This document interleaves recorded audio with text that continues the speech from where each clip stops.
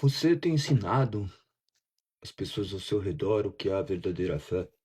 A fé é baseada nas Sagradas Escrituras, temente a Deus, a fé do qual exalta Cristo como único e suficiente Salvador. Convido você a mais um dia meditar nas Sagradas Escrituras. Nós estamos no artigo de número 25 da Confissão de Fé Helvética e depois abordaremos acerca do primeiro livro de Crônicas, o livro de número 13 das Sagradas Escrituras, de 66 livros, do quais nós estamos fazendo uma revisão, já que terminamos a leitura da Bíblia e agora estamos apenas recapitulando. Algo que nós temos que fazer anualmente, com muito cuidado, com muito zelo, e clamando sempre ao Senhor para que possamos compreender o que as Sagradas Escrituras dizem. Bom dia a todos, vamos para mais um dia então. Artigo de número 25, da catequese, do conforto e das visitas aos doentes. Olha como diz: a juventude deve ser instruída na piedade. O Senhor ordenou ao seu povo antigo que tivesse maior cuidado no sentido de que a mocidade, desde a infância, fosse devidamente instruída. E mais do que isso, expressamente ordenou em sua lei que a ensinasse e lhe interpretasse os mistérios dos sacramentos.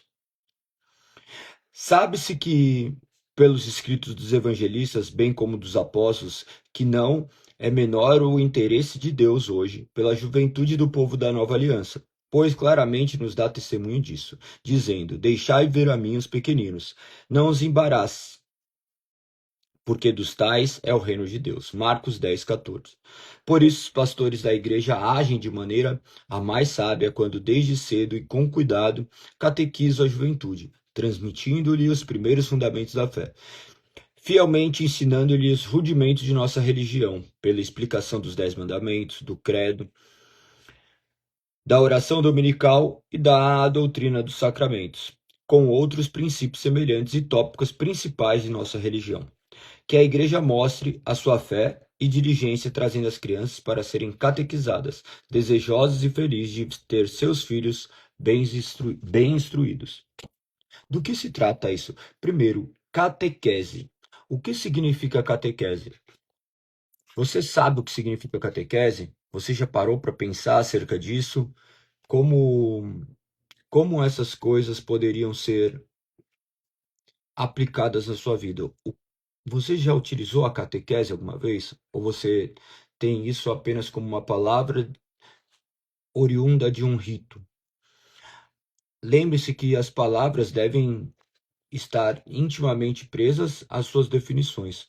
A maioria das pessoas não possuem esse tipo de curiosidade para entender do que significa a palavra. Elas dão o significado que elas imaginam e vão vivendo conforme a vida vai levando, que é um completo equívoco. Nós somos chamados a compreendermos o que as Sagradas Escrituras dizem e ainda assim também saber acerca do que determinadas palavras significam, para que a gente possa ter maturidade o suficiente para avançarmos. Então, catequese, como bem disse aí a Mari, significa ensino, simplesmente ensino. É que a palavra ensino foi utilizada dessa forma, de maneira similar, é um sinônimo, então, catequizar, ensinar. Só que nós viemos de uma cultura onde nós fomos colonizados. Então, tudo que fomos aprendendo que era contrário àquilo que o que nosso subconsciente imaginava, a gente foi deixando para trás. Você já cresce sabendo que nós vivemos num país colonizado, 1500, a descoberta do Brasil. Chegaram os portugueses e catequizaram os índios. Lembre-se que era decorrente de um país português, por óbvio católico, do qual eles já estavam impondo sobre os indígenas a sua religião, a sua crença, não permitindo que eles tivessem qualquer, qualquer possibilidade de escolher de maneira contrária. Isso é o que vocês aprenderam. Então, vocês falam que os índios foram catequizados, ensinados. Outra coisa também não é descobrir o Brasil. O Brasil já era descoberto, né? Ele pertencia aos índios. Eles que chegaram e tomaram o Brasil. Depois, posteriormente, vem também uma série de outros países fazendo parte disso daí, inclusive até mesmo a França. Você vai ver aqui onde pôde ter um pouco mais de acesso até a essa fé reformada, que logo foi também rechaçada. É muito interessante olhar a história sob um olhar um pouco mais abrangente. Mas, enfim, o que eu queria falar acerca desse catequese, desse ensino? Esse ensino, ele sempre foi feito como algo não de imposição, mas de instrução, sabendo que quem leva a palavra até o coração é Deus. A fé protestante não visa fazer com que as pessoas se tornem protestantes, ela visa instruir as pessoas para que Deus abra o coração delas e, de fato, convença-os do que ele é, do que é a verdadeira fé que emana de Deus. Você vai ver em relatos, inclusive do nosso país,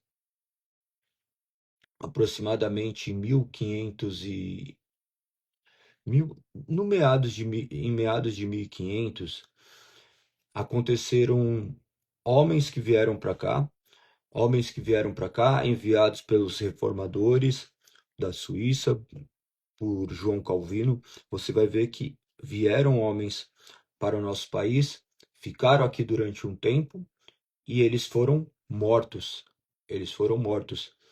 É, Vi, Villegagon, é Villeganon, não sei como que pronuncia exatamente, é Nicolau Villeganon, inclusive tem lá no Rio de Janeiro, na Baía de Guanabara, é 1540 e alguma coisa. O que aconteceu? Eles vieram fazer esse papel de evangelização, não de domínio, mas por eles entenderem que esse homem que estava aqui era também de origem protestante, iria auxiliá-lo, mas ele subverteu ao catolicismo, de maneira que daí esses homens foram martirizados. É muito interessante saber tudo isso. Quando eles foram martirizados eram cerca de 12 homens que vieram para cá, 5 foram martirizados. Um deles escreveu um livro depois, se quiser, é aí acesso público, que foi escrito, é uma obra histórica que retrata daí como que era o país, como que as pessoas viviam aqui, como que eles estavam pregando o evangelho a eles. É um dos relatos mais antigos que nós temos. Um dos relatos mais antigos que nós temos acerca do protestantismo. Dali surgiu até uma confissão que depois nós iremos, se der tempo, estudar, é a Confissão de Fé de Guanabara, é de 1548. Se vocês olharem a história, vocês vão ver que a catequese sempre fez parte. A catequese não é destinada somente aos jovens. Aqui é destinado aos jovens falando, mas a catequese é para todos aqueles que não compreendem, porque a nossa fé não é uma fé meramente espiritual, ela também é real, material, ela deve ser objeto de instrução na nossa vida. Então, independente do tempo, você deve ser instruído.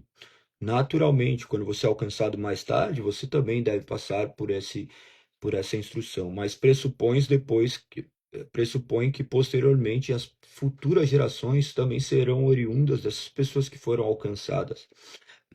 Porque aquele que verdadeiramente foi alcançado, ele deverá ser preservado ali, não pela sua capacidade, mas por Deus, e sabendo que Deus nos conduz essa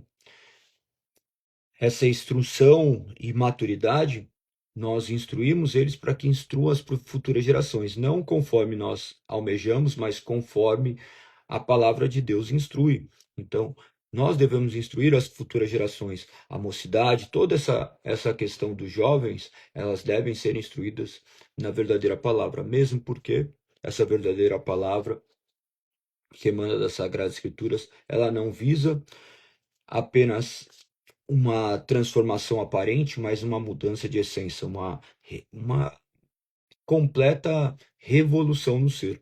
Então, nós partimos do pressuposto que o ensino, a educação, faz com que as pessoas saiam da sua ignorância, da sua morte que é causada pelo pecado, mas que ela é completamente regenerada e transformada pelo poder soberano de Deus. Então, tudo que ele instrui aqui são os princípios básicos da fé cristã. Nós já abordamos outras confissões de fé e vocês viram que elas retrataram exatamente isso. Essas questões que nós acabamos de abordar aqui, vocês viram que aqui fala para trazer os primeiros fundamentos, tal qual sejam o credo apostólico, os 10 mandamentos, a oração do qual nós somos instruídos, o que são sacramentos, o que é Deus. Então, todos esses princípios básicos devem ser acessíveis a todas as criaturas, de forma que eles possam compreender do que se trata essa fé. Eu, eu gosto muito de meditar nesses princípios fundamentais da fé, que são esses documentos históricos, porque eles nos trazem uma bagagem do qual já estamos ali sedimentados em verdades que emanam das Sagradas Escrituras e que mostram talvez a forma como eles utilizaram, de maneira que ainda isso daí pode ser utilizado como, como um método validado pela história. Mas pense que esses métodos eles sempre poderão ser mudados, mas a essência do Evangelho jamais poderá ser mudada. E esses métodos não emanam de homens, esses métodos emanam das Sagradas Escrituras. As Sagradas Escrituras nos instruíram, nos instrui, nos ordena a, a ensinar-nos uns aos outros, a estarmos ali firmados nas Sagradas Escrituras. Então, esse processo de catequese, posteriormente nós chamamos de discipulado, os nomes, eles devem ser remetidos a algo. E o que que é isso? Nada mais é do que um ensino. O que eu estou fazendo aqui? Ensinando. O que você deve fazer com isso? Ensinar. Então, se você começar agora a se aprofundar, você vai ter mais instrução para instruir as pessoas da sua casa, as pessoas que estão próximas a vocês, e dessa forma poder cumprir aquilo que Deus estabeleceu pela sua palavra. E nós cremos que tudo isso é utilizado mediante a providência de Deus, do qual ele não nos deixa na ignorância. Ele traz o conhecimento que irá nortear nossas vidas, que irá guiar nossas vidas. Então, saibam que a catequese é algo primordial, é algo a ser feito o resto da vida. Você vai estudar o resto da vida e você vai descobrir que muitas coisas você não sabia, que a maioria das coisas você ignorava. Quando várias vezes que eu estou meditando aqui, eu vejo o tamanho da minha ignorância, que nem Maurício de Nassau. Poucos de vocês vão saber quem foi, mas ele foi um dos governantes antigos aqui do nosso país, acho que é 1600 também, do século 17. O que que ele estava fazendo? Ele era também um dos homens que estavam aqui, que estavam com a intenção, lógico, de colonização, mas a sua fé, os seus princípios norteadores eram protestantes. Então, naturalmente, naturalmente existia margem para a instrução cada vez maior do povo na verdade da fé, de maneira que a fé protestante ela liberta o povo da ignorância, os conduz a um ensino maduro de maneira que eles sejam seres autônomos.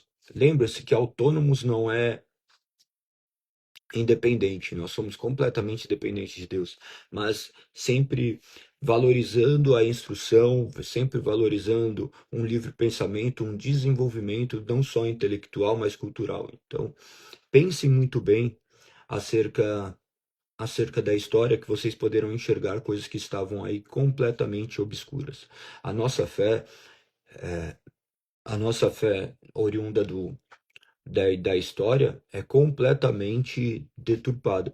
Nós somos um país colonizado, a fé protestante aqui chegou no século XIX, meados do século XIX, onde era inclusive proibido a fé.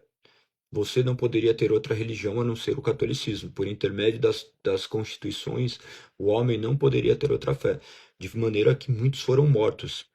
Lembre-se que nesse período que eu mencionei a vocês, destes homens que vieram aqui evangelizar,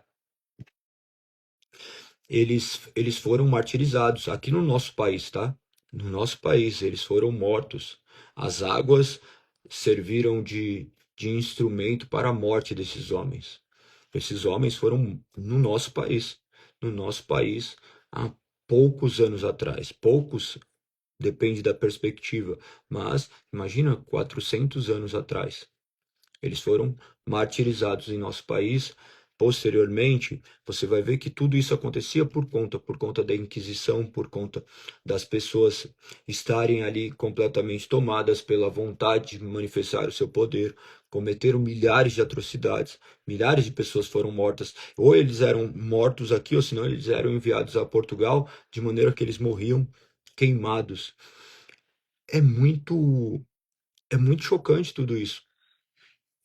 Fora isso, você vai ver toda a questão, não é só do nosso país, mas mundial, a questão da escravidão. Imagina que existem jornais com relatos de anúncios de escravos sendo vendidos. É coisa que não bate, não faz muito parte da nossa realidade, porque nós estamos numa era completamente tecnológica. Mas imagina que há 100 anos atrás não havia nada disso. Então, nós vamos esquecendo dessas coisas e nós devemos lembrar daquilo que ocorreu no passado para que a gente não cometa os mesmos erros. E esse processo emana justamente desse poder de Deus, do qual operou por intermédio de algumas vidas, preservando a fé do qual hoje nós podemos aqui, de certa forma, livremente falar sobre ela. O protestantismo é uma menor parcela da população que faz parte. O protestantismo, segundo a sua origem protestante, ainda é mais restrito ainda, embora ela tenha sido um dos primeiras, a primeira congregação aqui, você vai ver que a igreja presbiteriana também é meados do século XIX. Salvo engano, no ano é 1859. Eu não sei falar o nome dele. Ashbel, alguma coisa assim.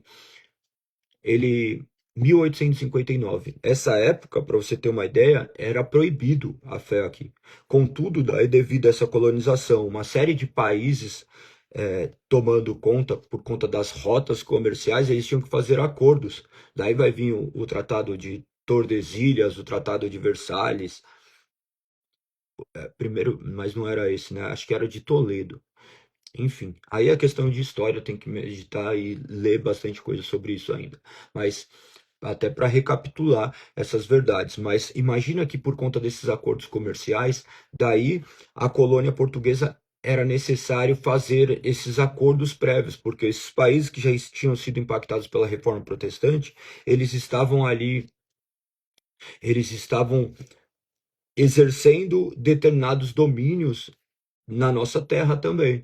Por quê? Porque como eles tinham esses privilégios das rotas comerciais e eles não queriam perder isso, daí eles tinham que ceder. Então aquilo que era utilizado antes como uma imposição era uma imposição meramente interesseira, porque eles sabiam o domínio da fé sobre aquelas pessoas, e daí como tinha outras pessoas que criam de maneira diferente, eles foram liberados para poder cultuar em nossas terras.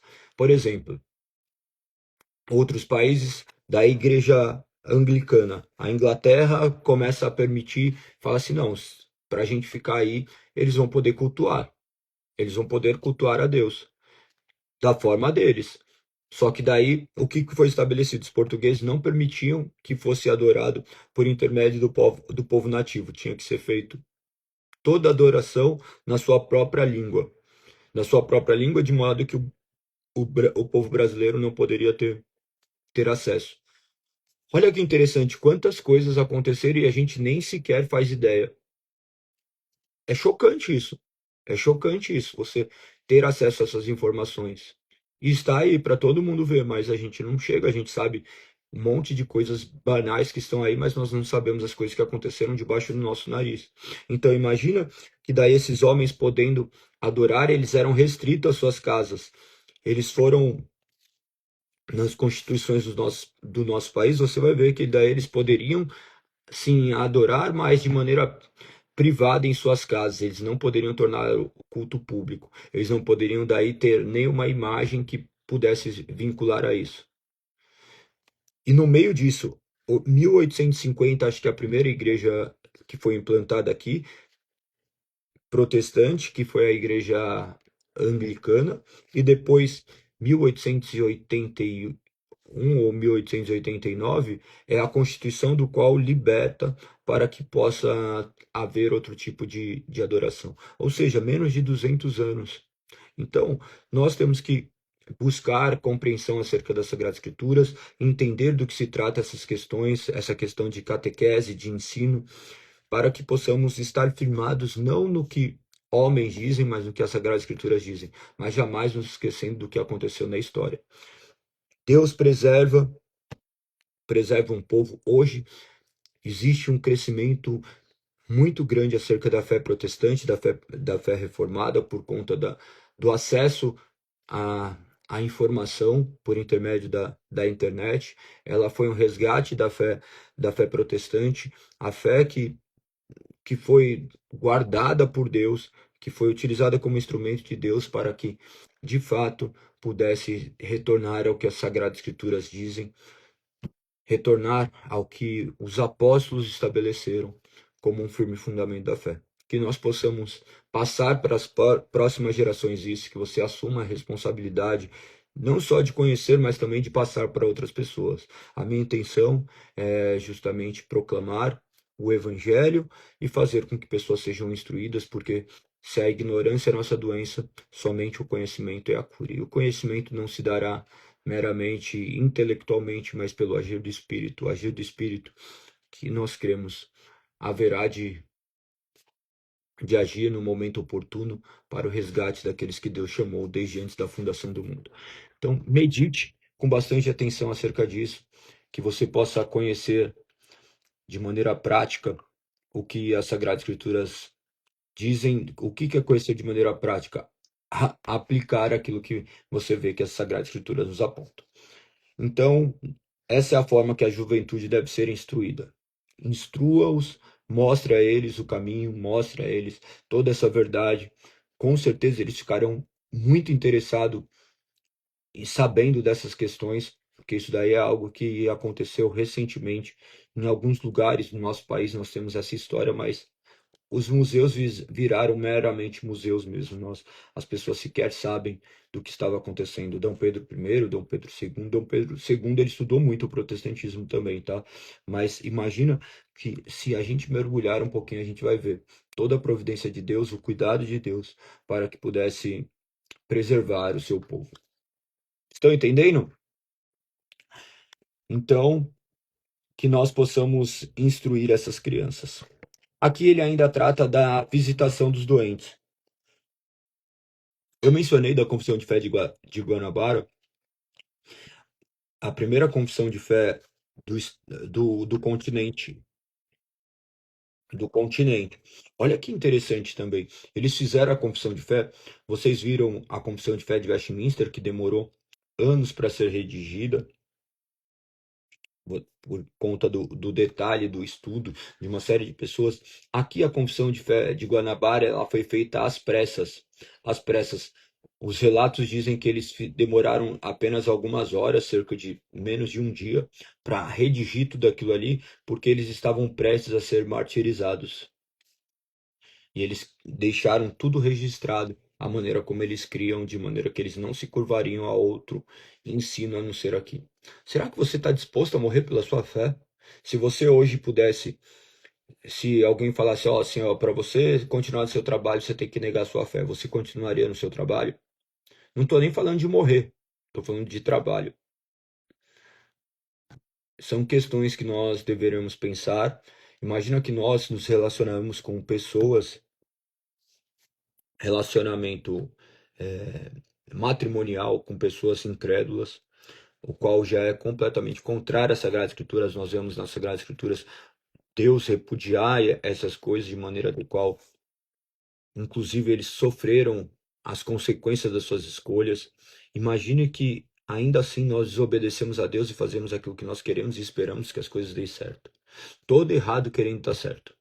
Que as coisas deem certo. Não tem como, não tem como. Nós vemos então uma instrução que nos foi dada mediante as Sagradas Escrituras, mas nós nos desviarmos. E Deus, mediante a sua soberania, ele há de nos guiar para esse caminho da verdade. Então, meditem nas Sagradas Escrituras. Meditem nas Sagradas Escrituras, porque tudo isso que chegou até aqui, primeiro que aqueles homens ali que registraram as Sagradas Escrituras foram usados por Deus e as suas vidas foram utilizadas como sementes.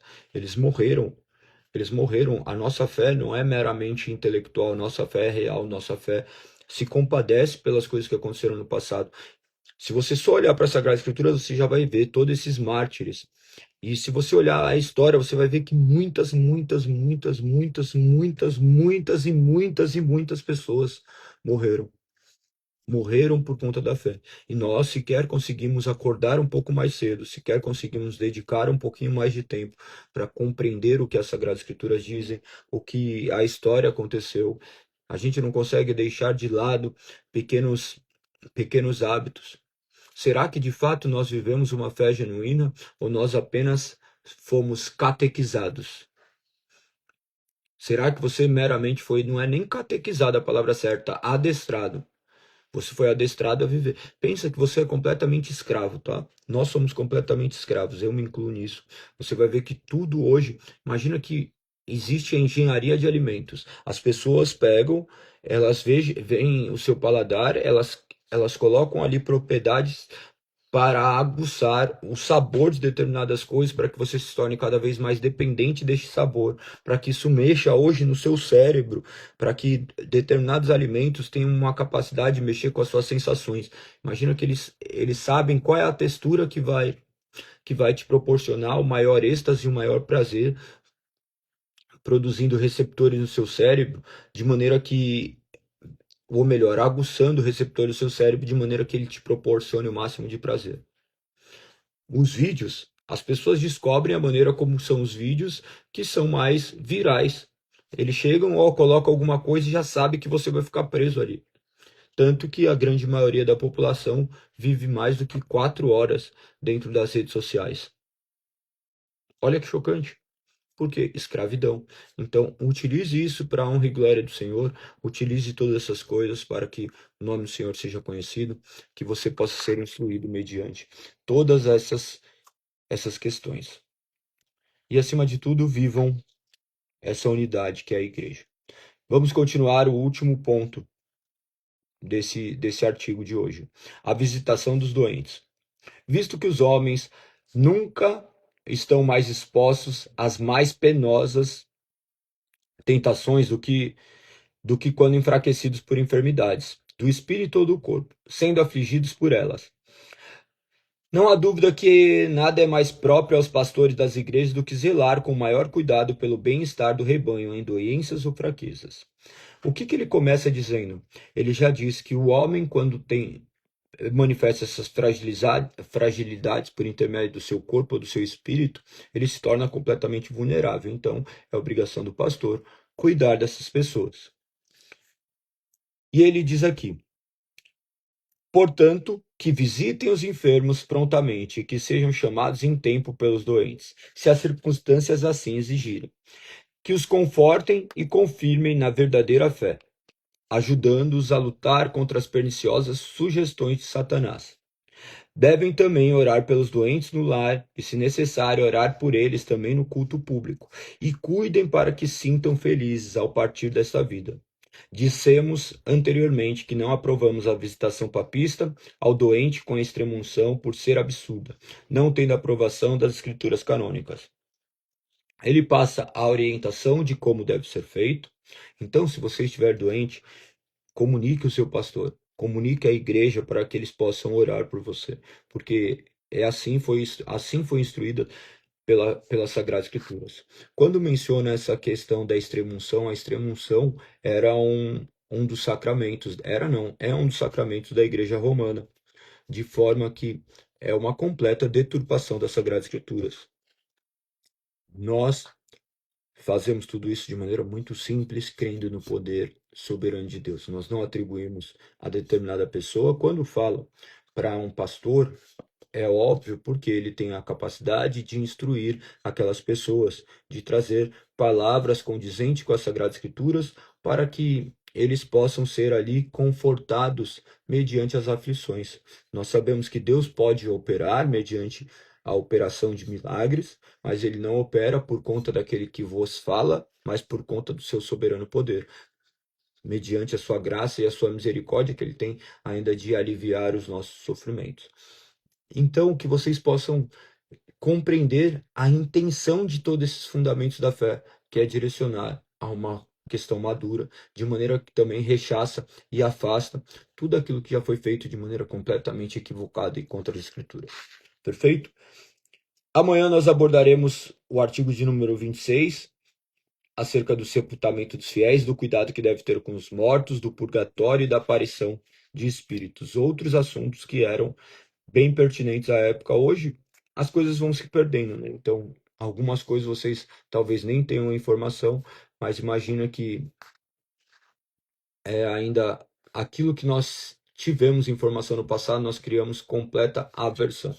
E lembre-se que nem tudo também estava completamente errado, porque parte do pressuposto que também é uma crença cristã que utiliza a regra como um dos seus pressupostos de instrução, não como o único pressuposto de instrução, o que é o grande equívoco. Então, sempre ele vai falar acerca do catolicismo, mas aqui também ele aborda outras questões práticas que assolavam a época, que nós devemos também olhar, porque elas também estão completamente presentes hoje. Vocês, a grande maioria aqui, ou melhor, eu não sei a idade de todos, mas muitos viveram o ensino religioso dentro das escolas, porque era obrigatório. E depois, posteriormente, que foi retirado isso por intermédio da força da lei, ela foi retirando, hoje não é mais obrigatório na grade escolar o ensino religioso, o que se assemelha muito com as histórias bíblicas. Você vai ver que era meramente uma opção de cada pessoa. Você vai ver ali antes de Cristo, na Babilônia, quando a Babilônia começa a trazer, a colonizar, a tomar aqueles povos, eles, eles pegavam e eles implantavam a sua própria cultura. Depois você vai ver no Império Romano, posteriormente a Cristo, eles aceitavam qual era a crença que eles estavam ali, desde que o estágio não ficasse, por exemplo, o Estado não ficasse submisso ao que eles estavam vivendo. Você quer viver desse jeito? Vive do seu jeito, mas que vocês continuem a pagar os seus tributos, vivem do jeito que vocês quiserem, é como apenas não influencia aqui na organização do Estado. Então, é tudo muito interessante olhar o passado, se deparem com isso e que Deus os direcione para a compreensão acerca dessas coisas. Agora nós vamos abordar o 13º livro das Sagradas Escrituras, primeiro Crônicas, onde ele retrata a fidelidade de Deus através dessas gerações. Ele aborda a grande maioria, a grande não, todos os livros, né, dessa parte histórica das Sagradas Escrituras. Se você tiver oportunidade, tiver tempo, ou tiver tempo não, que você leia, porque o tempo nós temos, né? A questão é vontade de ler. Se você ler Crônicas, você vai ver como se fosse um resumo, um relato ali. Há indícios de que foi escrito por Esdras. Lembra? Um daqueles homens que ajudaram a reconstrução do templo. Então, ele fazia um resumo daquilo que aconteceu no passado sobre outras perspectivas. Juízes, reis, você vai ver tudo isso retratado sobre um aspecto mais espiritual. Quando você olha nos livros de 1 Samuel, depois Reis, você vai ver que eles retratam muito de uma perspectiva humana. Você vai ver a questão de Davi ser mais preponderante as suas falhas de forma que aqui em Crônicas ele já olha um aspecto cada vez mais espiritual, de maneira que ele não dá tanto ênfase para o erro. De forma também que tem o reinado de Saul, que é mencionado em 1 Crônicas, você vai ver que o reinado de Saul, no livro de 1 Samuel, ele toma um monte de capítulos. Aqui apenas um capítulo. Um capítulo ele já retrata do que se tratava, porque ele queria tratar justamente desse poder soberano de Deus cuidando do seu povo.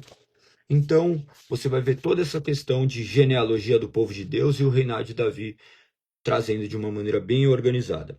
Na Bíblia hebraica, ela é constituída de apenas um único livro, tá? E ele é tido ali na parte de escritos. Lembra-se, a Bíblia hebraica é a Torá, os profetas e os escritos. Nós já temos de outra forma a questão protestante, tem a lei, os livros históricos, sabedoria e depois os livros proféticos. Uma organização que é bem peculiar e também possui um fundamento baseado naquilo que as Sagradas Escrituras nos direcionam, uma ordem lógica. Então a Bíblia é completamente lógica. Às vezes as pessoas olham como um apanhado de livros, não é simplesmente um apanhado de livros, tá? Não é uma palavra de livros, apanhado de livros, 66 livros. Ele possui uma ordem completamente humana e racional. Então, estudem que vocês possam mergulhar um pouquinho mais nisso. Deixa eu ver outras questões. Outra questão aqui importante é o período, né, que é retratado. Então, esse primeiro Crônicas vai tratar desde Gênesis até Davi, aproximadamente 970 anos antes de Cristo. Então, de 1900 antes de Cristo, que é ali a criação não, chamado de Abraão, ou melhor, então vai tratar antes, porque fala também de Adão. Então, de toda a história até 970 anos antes de Cristo. Nós partimos do pressuposto de aproximadamente 4.000 anos de história. Continua, você vai ver algumas questões aqui que são bem importantes. Olha o que diz aqui. Nos livros de Samuel, a história de Saul ocupa então esses capítulos, esses 18 capítulos, de forma que depois aqui em Crônicas ele deixa um único capítulo. Essa questão deve ser olhada de maneira um pouco mais enfática. Por quê? Porque quando você lê a história, eles não apagam a história. Eles não apagam a história. Imagina que a Bíblia é um livro divino. Não faz o mínimo sentido um homem querer construir uma história deixando marcas ali que são completamente cruéis. Deus não estava preocupado com o que nós pensaríamos. Imagina que manifesta ali claramente Deus falando que aquele povo, por conta da sua obediência, comeriam seus próprios filhos. Deus falando isso. Ele não estava preocupado com o que você iria pensar. Ele estava preocupado em ser fiel. Então, se você olhar de maneira atenta para as Sagradas Escrituras, você vai ver que tudo o que acontece, Deus já avisou. E tudo aconteceu por conta da desobediência. Contudo, nesse livro de Crônicas, você vai ver esse agir espiritual de Deus, mostrando Deus como o grande construtor da história, de maneira que as coisas não se perderam mediante as vontades humanas, que Deus, mediante seu poder soberano, está conduzindo a história para a honra e glória do seu nome. Então não há motivo para sermos ansiosos, desesperados, porque nós cremos que este Deus que criou céus, terras e mares há de também governar tudo isso de forma que ele seja glorificado. Outro fato curioso em Crônicas, você vai ver que Jacó ele é chamado sempre de Israel. Isso demonstra ainda pelos estudiosos, apontam essa questão espiritual deste livro, de maneira que ele visa tratar essa questão do cuidado de Deus para com seu povo.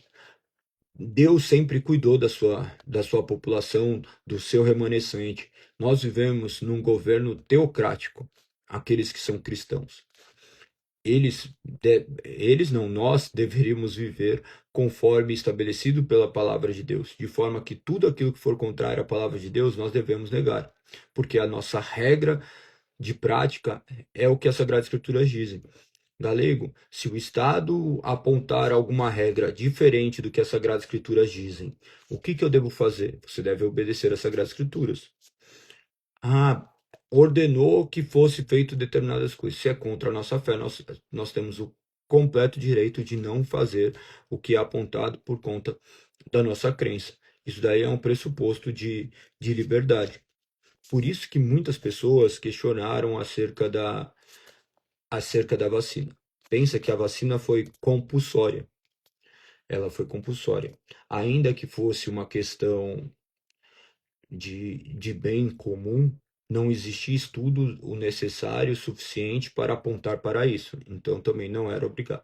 Mas aí entra em uma outra questão que envolve uma série de outros fatores por trás. Mas pense que qualquer coisa que estiver contrária às Sagradas Escrituras, nós temos o completo direito de ir contra. Por exemplo, vai estabelecer agora que determinada data, vamos supor, qualquer data, aí, põe qualquer data, vocês deverão hastear uma bandeira, se curvar diante dessa bandeira, essa bandeira que tem a imagem de determinada coisa, e todos vocês devem adorar o governante da nação. Você tem todo o direito de não fazer. Mas imagina se você não faz, você é morto. Você estaria sujeito à morte. Isso daí, lógico, nós estamos partindo de um pressuposto hipotético, mas que não foi, não é uma mera criação, porque no passado aconteceu isso. Então você não é obrigado. Por exemplo, deixa eu ver uma questão prática. Outra questão bem clara. O próprio aborto. É permitido o aborto. Aborto ocorre de ser liberado o aborto e põe que você é livre para abortar, fazer do jeito que você quiser. O cristão, ele não é regido pelo que o Estado diz, e sim pelo que as Sagradas Escrituras nos apontam, e ela preserva a vida. Então, são questões bem peculiares, do quais devem ser olhadas com uma ótica diferente. Todo esse livro, ele visava trazer respostas, tá? Respostas para esse povo. Por quê? Imagina que aquele povo estava ali completamente desamparado. Eles olhavam desamparado não por Deus, tá? Claramente que por eles, por conta da sua ignorância, por conta do seu pecado, eles não se curvavam diante das Sagradas Escrituras. Então eles ficavam vivendo aqueles ciclos de altos e baixos. Vocês vão ver os juízes, sempre tem um juiz, um povo que daí estava vivendo em aparentemente ordem, depois vinha outro povo e vivia completamente de maneira que se esquecia da lei do Senhor. Então eles viviam sempre esse alto e baixo. Eles viram seus povos serem cativos. Você vai ver o exílio assírio e depois o exílio babilônico. Você vê eles começavam a desacreditar das coisas que estavam acontecendo. Contudo, esses escritos visavam mostrar esse direcionamento de Deus como o grande sustentador de toda a história, de maneira que Deus não havia esquecido a aliança que havia feito com eles. Então visava trazer justamente essa questão de cuidado e zelo para com o seu povo. A divisão que você pode fazer ali de maneira clara, se você pegar depois, façam essas anotações. Claro que isso daqui, se você procurar na internet, vai ter talvez não com as mesmas divisões, mas são divisões lógicas que eu sugiro, faça a sua também. Quando você for ler, comece a tentar identificar do que se tratam esses capítulos e o que eles apontam, de maneira que você vai conseguir criar uma sistematização do que as Sagradas Escrituras dizem. Você vai ver a primeira parte do capítulo 1 ao 9, onde tem as genealogias seletivas do povo de Deus. Essa genealogia, ela visava preservar a linhagem de maneira que apontasse, quando o Messias viesse, para o que as Sagradas Escrituras diziam, de maneira que vocês viram posteriormente José, Maria e o próprio Cristo ser descendente de Davi, de maneira que daí nós abordamos aquela questão, inclusive, de Boaz, por intermédio de Ruth. Prestem bastante atenção nessas leituras, porque elas são de extrema importância. As pessoas hoje não valorizam essa questão de genealogia, acham besteira, mas elas são primordiais para a compreensão. Então, do capítulo 1 ao 9, essa genealogia, aí ela pode ser dividida em subtópicos. Por exemplo, de Adão até antes de Davi, do capítulo 1 e 2, ele já vai retratando etapa por etapa. Capítulo 3, de Davi até o cativeiro. Depois do 4 ao 8, as 12 tribos. O que se tratava? Mostrando daí todo o cuidado de Deus para com seu povo. Capítulo 9, os habitantes de Jerusalém. Outra questão importante que ela não dá ênfase para a tribo de Israel, as 10 tribos, tá? Lembra, tribo do norte, tribo do sul. Ele preponderantemente trata da tribo do sul. Capítulo de número 10, a morte de Saul. Depois do 11 ao 29, o reinado de Davi, do qual vai retratar também em subtópicos. Do 11 e 12, Davi é ungido e conquista Jerusalém. Do 13 ao 17, a Arca da Aliança e todo o cuidado para com ela. 18 a 20, as vitórias militares de Davi.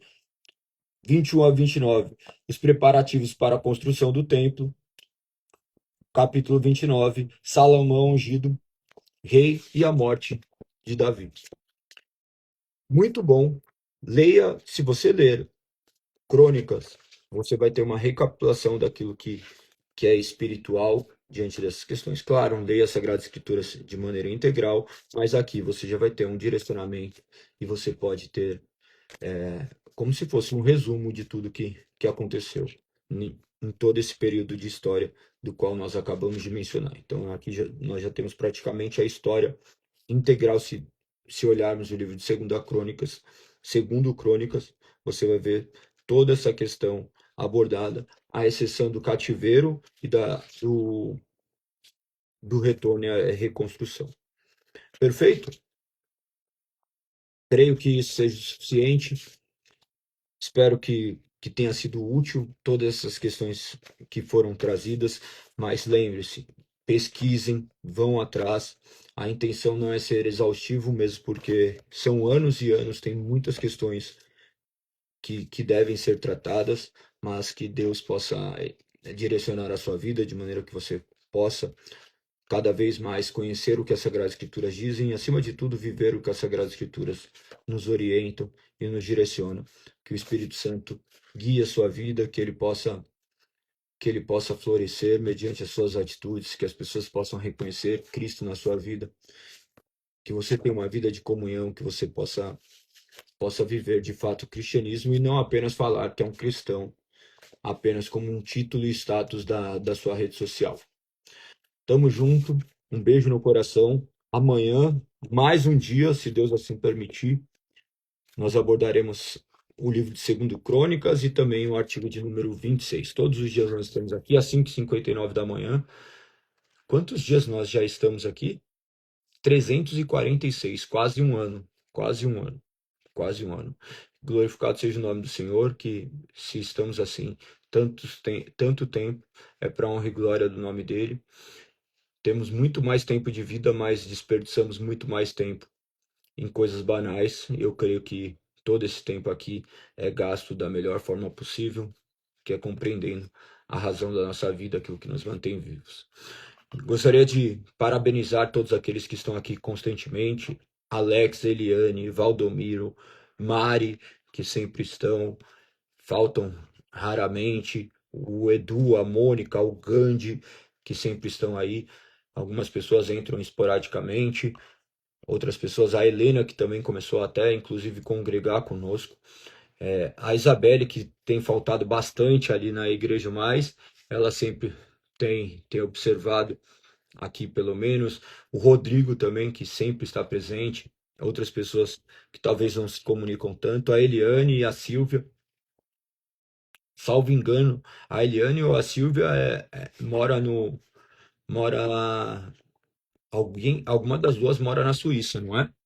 Tem uma parada assim, tem pessoas que moram em outro país, tem outras pessoas também que estão aqui há bastante tempo. Espero que vocês sejam edificados por isso e que vocês possam também compartilhar dessa palavra. Lembre-se que nós somos proclamadores de uma mensagem e que Deus seja glorificado por intermédio disso tudo.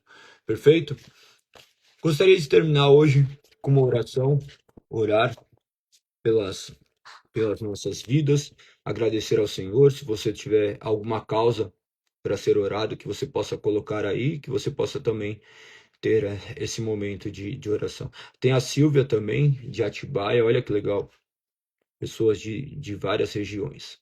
Se você tiver alguma causa para ser orado, que você coloque aqui, que você também tenha esse momento de oração. Lembrando que nossas orações têm a intenção de glorificar o nome de Deus e clamar a Ele, sabendo que Ele é nosso Senhor, Ele é aquele que escuta, se inclina para ouvir as nossas orações, nós oramos, depositando nele a nossa esperança e a nossa fé. Senhor, nós te agradecemos, Pai, por tudo que o Senhor tem feito. Tu és Deus criador de todas as coisas, nós cremos que tu governas sobre todas as coisas. Tu és Deus que deve ser exaltado. Obrigado, Senhor, por enviar o seu Filho, Cristo Jesus, para morrer na cruz por nós. Nós nos reconhecemos falhos, pecadores, miseráveis. Ainda que o Senhor tenha nos amado, Senhor, que o Senhor possa direcionar as nossas vidas. Nós não podemos ser entregues a nós mesmos, Senhor. Pedimos para que o Senhor opere em nossos corações, que o Senhor direcione as nossas vidas, que o Senhor oriente com providências nas áreas do quais nós temos necessidade e falhas, que o Senhor possa cuidar do seu povo para que seu nome seja glorificado. Não nos permita viver uma fé vazia, Senhor. Não nos permita viver uma fé completamente fria e autônoma. Que nós possamos viver dependentes de Ti, sabendo que nós pertencemos à Tua igreja, onde que o Seu Filho é o cabeça, aquele que nos comprou pelo alto preço, do qual nós deveremos ser governados por Ele. Nos instrua na Sua soberana palavra, para que possamos conhecê-lo de maneira mais íntima, cada dia mais. Nós pedimos também, Pai, pelas questões naturais das nossas vidas, cuide da nossa saúde, nos direcione a nos alimentarmos de maneira coerente, cuidarmos do nosso corpo, cuidarmos daquilo que o Senhor nos entregou. Nós pedimos pelos nossos trabalhos, pelos nossos recursos financeiros, nós queremos que o Senhor que abre porta, o Senhor que fecha a porta, nós pedimos que o Senhor nos capacite também a termos recursos suficientes para que a sua obra possa avançar, para que possa ser feito para a honra e glória do seu nome. Nós pedimos pelos nossos familiares que nós possamos viver de maneira que seu nome seja glorificado, que possamos ser instrumentos para pregar o seu evangelho, para que seu Santo Espírito opere naqueles corações e os transforme. Nós oramos pelos nossos filhos, nós oramos pelas crianças do nosso país, que nós possamos ser também objetos de instrução para essas vidas, mostrando a eles, não por intermédio apenas de palavras, mas de ações, do que se trata viver para a honra e glória do seu nome. Nós pedimos pelos governantes dessa nação, nós pedimos pelas pessoas que ainda não foram alcançadas por ti, nós pedimos que o Senhor nos capacite também a utilizar todos esses recursos dos quais o Senhor providenciou para a honra e glória do seu nome. Retire de nós todos os desejos contrários à sua vontade. Nos purifique, Senhor. Guarde-nos, guarde nossos relacionamentos, guarde nossos casamentos, sare as nossas feridas, as feridas emocionais, as feridas físicas. Eu peço por aquelas pessoas que estão aqui e possuem debilidades, Pai, emocionais, que o Senhor possa entrar com providência nessas vidas, que elas possam confiar em Ti como único e suficiente Salvador, que o Senhor opere mediante o agir do Teu Santo Espírito nessas vidas, que eles sejam direcionados a uma maturidade, que eles se sintam amados e acolhidos. Senhor, perdoe os seus pecados e os direcione de maneira que eles possam viver para a honra e glória do Seu nome. Nós te adoramos, nós glorificamos teu santo nome, mesmo que o mundo seja completamente ruim, nós cremos que Deus é completamente bom, que tu és completamente bom. Ainda que nós sejamos imerecedores dessa graça, o Senhor continua estendendo essa graça a todo aquele que crê. E que nós possamos crer verdadeiramente, não da boca para fora. Opere em nós, Pai. Opere em nosso coração, gere vida dentro de nós. Eu te agradeço, em nome de Cristo Jesus que eu oro, Pai. Amém. Amém. Amém.